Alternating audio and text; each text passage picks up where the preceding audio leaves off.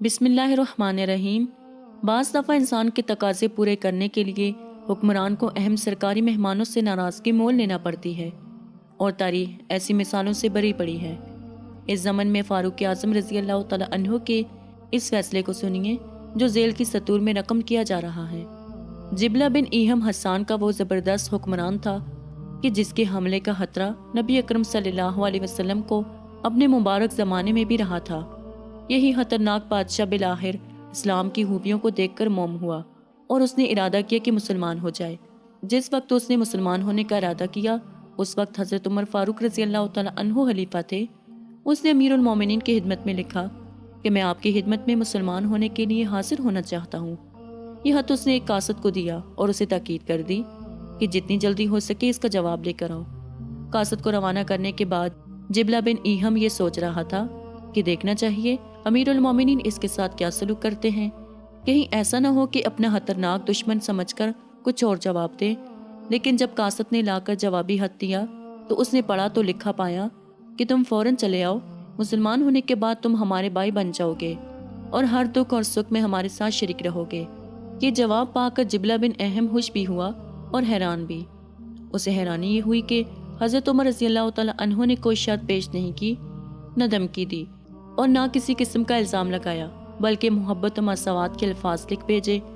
اس کی ڈارس بندی وہ اپنے 500 ہاس جانثاروں کے ہمراہ پورے شاہانہ ٹھاٹ کے ساتھ مدینہ کی طرف چلا۔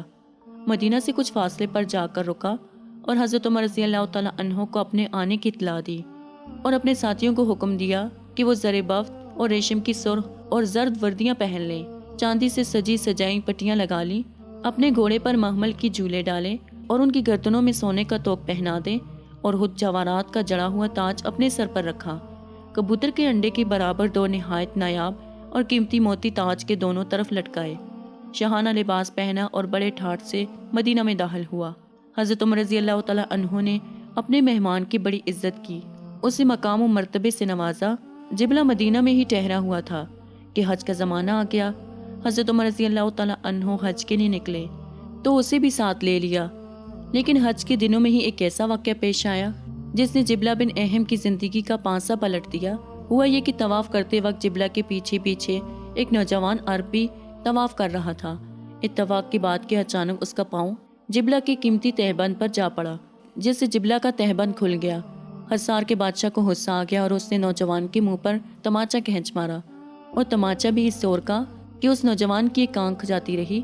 نوجوان طواف کی حالت میں تو کچھ نہ بولا، لیکن جب اپنے قبیلے میں گیا اور سارا حال کہا تو اس کے قبیلے میں اس واقعے سے آگ لگ گئی۔ کئی سو آدمی حضرت عمر رضی اللہ تعالیٰ عنہ کی خدمت میں آئے اور جبلہ پر دعویٰ کر دیا۔ حضرت عمر رضی اللہ تعالیٰ عنہ نے جبلہ کو طلب کیا اور پھر اس سے اس طرح بات چیت کی: حضرت عمر رضی اللہ تعالیٰ عنہ، تم نے اس نوجوان کی آنکھ کیوں پھوڑ دی؟ جبلہ: اس نے میرے ساتھ بدتمیزی کی، پھر مجمع میں مجھے رسوا کیا۔ حضرت عمر رضی اللہ تعالیٰ عنہ: نوجوان نے سارا حال ہمیں بتایا ہے، اس کا کہنا ہے کہ غلطی سے اس کا پاؤں تمہارے تہبند پر جا پڑا، اتنی سی غلطی پر اتنی بڑی سزا تو ظلم ہے۔ جبلہ: تو خیر کیا ہوا؟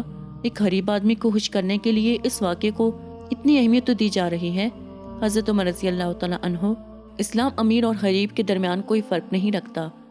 اسلام میں اگر بڑائی ہو سکتی ہے، مال و دولت، نسل و خاندان اور رنگ و روپ کی بنیاد پر کسی کو کسی پر کوئی بڑائی نہیں۔ جبلہ: تو آپ کا مطلب کیا ہے؟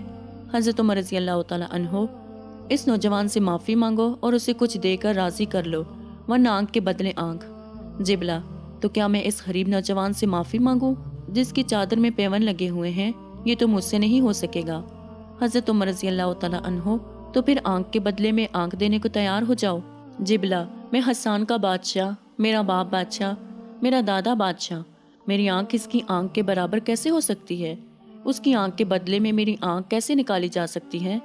حضرت عمر رضی اللہ تعالیٰ عنہ: اسلام کی نظر میں ادنی و اعلیٰ سب برابر ہیں، تم یا تو اس نوجوان کو راضی کرو یا پھر سزا کے لیے تیار ہو جاؤ۔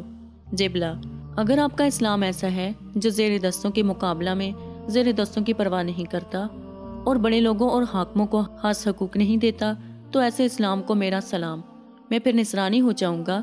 حضرت عمر رضی اللہ تعالیٰ عنہ: اگر تم اسلام سے پھر جاؤ گے تو جو مرتد کی سزا ہے تجھے دی جائے گی، میں تیری گردن اڑا دوں گا یہ فیصلہ سن کر حسان کے بادشاہ کو پہلی بار یہ احساس ہوا کہ وہ اسلامی عدالت میں کھڑا ہے اور مسلمانوں کے خلیفہ سے بات کر رہا ہے۔ مرتد کی سزا کے نام سے اسے جرجری سی آئی۔ وہ تاڑ گیا کہ معاملہ نازک ہے۔ اس نے کہا بہت اچھا، مجھے آج سوچنے کا موقع دیجیے، میں کل اس کا جواب دوں گا۔ حضرت عمر فاروق رضی اللہ تعالیٰ عنہ نے اس سے ایک دن سوچنے کی مہلت دے دی۔ مہلت ملنے کے بعد وہ اپنے پڑاؤ پر گیا تو آتے ہی بھاگنے کی تیاری شروع کر دی اور رات کی تاریکی میں اپنے 500 جانثاروں کے ساتھ فرار ہو گیا۔ جزاک اللہ۔ امید کرتی ہوں کہ آپ کو آج کی ویڈیو پسند آئی ہوگی۔ مزید اسی طرح کی ویڈیوز دیکھنے کے لیے ہمارے چینل کو سبسکرائب کریں۔ خدا حافظ۔